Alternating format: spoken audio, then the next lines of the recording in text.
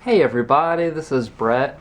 And I have this friend on Facebook that supposedly has this disease called transverse myelitis. And I have no idea what this is, and so I looked it up on YouTube and I watched a video by this Dr. Lonnie Herman. And he seems to know a good deal about it because he's got some experience with a client that's had it. And he's dug deeply into this situation, and he has done tissue samples on this person, and he talks about all of the chemicals and infections that this guy has throughout his body, especially in his spinal area. Okay, so this is a neurological problem where the person that gets this disease loses control of their legs, they can't stand, they fall.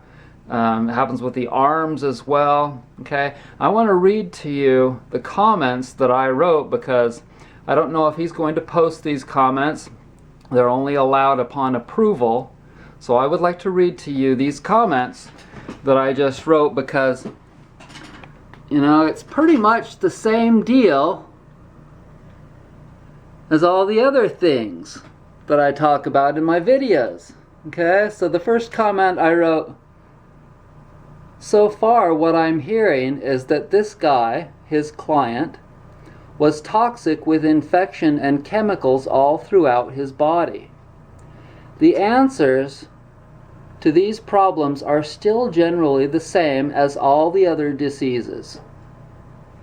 He needs to heal by mental, physical, spiritual, and emotional means, probably for many years or likely decades. Sounds as though some spinal massage would be of first order. Okay? This may give quick relief, but also will create detox. Doing enemas and cleansing, sweating, hot foot baths, and other extraction methods combined with cleansing herbs and absorbent shakes comprised of psyllium bentonite charcoal help to remove the toxins and parasites that get released when you do the massage. Diet changes are required. Getting back to the natural is also required. Obviously, one needs to avoid what caused the toxins and infection in the first place. And one of the main culprits was the cold medicines, the over-the-counter cold medicines, the stuffy nose fever so that you can rest medicine, quote unquote. That's what he talks about in this video. Avoiding OTCs and toxic chemicals as much as possible is required. Clean air and well water are a big plus. I know this from my own personal experience. All this requires a change of thinking and lifestyle. Once again, I know this from my own personal experience from having spent 26 years of healing myself. Over 1,300 videos. Okay, so then he goes on to talk about EMF a little bit. Okay, now you speak of EMF. I'm up to the 20-minute mark in your video. I radically reduced the EMF in my house about 6 years ago. Okay, and not just like all the appliances. See how this computer is grounded? There. See how it's grounded with that copper wire?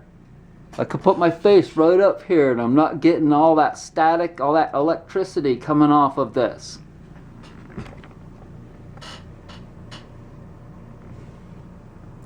Holy shit, did my body go through a radical release of toxicity.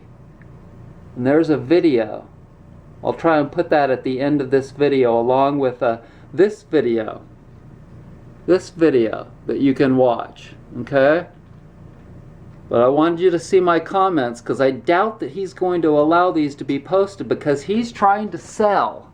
He's trying to sell his complex system something. I guarantee you it's some kind of a thing that costs a lot of money.